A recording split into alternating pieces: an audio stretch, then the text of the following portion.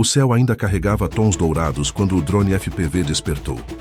No silêncio antes do voo, apenas o leve som dos motores sendo armados quebrava a calmaria. Em um instante, ele ganhou vida e, como um pássaro livre, lançou-se ao ar com precisão e velocidade. A primeira subida foi suave, quase como um suspiro. Logo, a câmera revelou um novo mundo. Telhados, ruas e paisagens se transformavam em linhas e formas vistas de um ângulo impossível aos olhos humanos.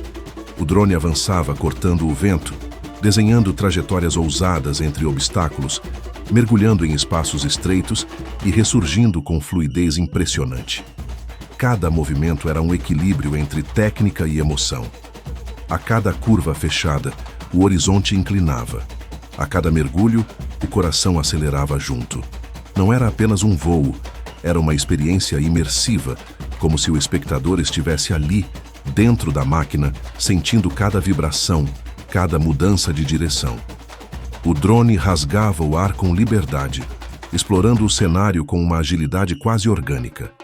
Passava rente a estruturas, atravessava espaços com precisão milimétrica e subia novamente, revelando vistas panorâmicas que pareciam pinturas em movimento. Ao final, já com a bateria pedindo descanso, o drone reduziu a velocidade. O mundo desacelerou junto. A aterrissagem foi suave, como o fechamento de um ciclo, intenso, veloz e inesquecível. E então, o silêncio voltou. Mas a sensação do voo, essa continuou pulsando na memória como adrenalina pura, transformada em imagem.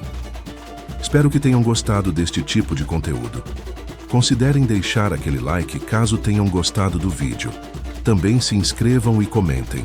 Tento responder a todos. Deixarei todos vocês com uma boa música e um belo voo. Até o próximo vídeo, pessoal.